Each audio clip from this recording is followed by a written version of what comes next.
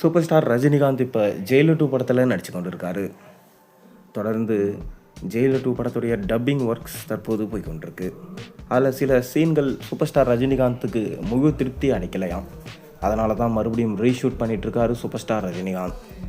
அதாவது கடைசியாக சூப்பர் ஸ்டாரோட நடிப்பில் வெளியான கூலி திரைப்படம் சரியாக போகலை.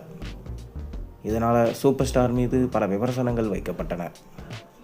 ஏதே நாகார்ஜுனாவா அவர் சொன்ன அந்த டைலாக் மட்டுமே பார்த்தீங்கன்னா சூப்பர் ஸ்டாரை பல ட்ரோல்களுக்கு உருவாக்கி இருந்தது. லோகேஷ் கனகராஜையும் செம்ம அடி பொழந்தாங்க ரசிகர்கள். அதைத் தொடர்ந்து லோகேஷும் தெலுங்கு பக்கமும் டிசி படம் நடிக்கிறதுலையும் பிஸி ஆகிட்டார். ரஜினிகாந்த் லோகேஷை ஓரம் கட்டிட்டு மீண்டும் நெல்சனோட இயக்கத்தில் ஜெயிலு 2 படத்தில் நடிச்சிட்டு வராரு. இந்த படத்தில் ஒவ்வொரு சீன்களையும் பார்த்து ரஜினியே செதுக்கிட்டு வராரு. மேலும் அனிருத் தன்னுடைய பெஸ்ட்டான மியூசிக்கை அந்த படத்தில் கொடுப்பாருன்னு எதிர்பார்க்கலாம். அதைத் தொடர்ந்து சன் பிக்சர்ஸ் பிரம்மாண்டமாக ப்ரொடக்ஷன் பண்ணிட்டு வராங்க.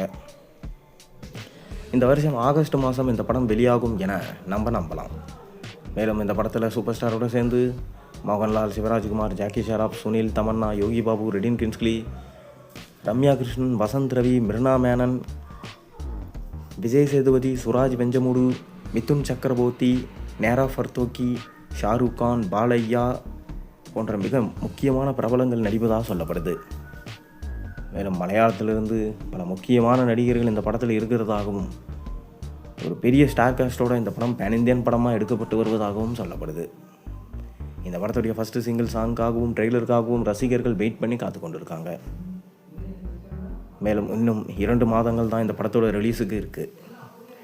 அதனால் தொடர்ந்து அடுத்தடுத்த அப்டேட்ஸை நம்ம எதிர்பார்க்கலாம். மேலும் சூப்பர் ஸ்டாரும் டப்பிங் ஒர்க்கை ஸ்டார்ட் பண்ணிட்டாரு. போஸ்ட் ப்ரொடக்ஷன்ஸ் வேலைகள் விறுவிறுப்பாக போய்கொண்டிருக்கு. இதனால் இந்த படத்துடைய ட்ரெய்லர் குறித்து ஒரு சின்ன அப்டேட் அவருக்கு கிடச்சிருக்கு.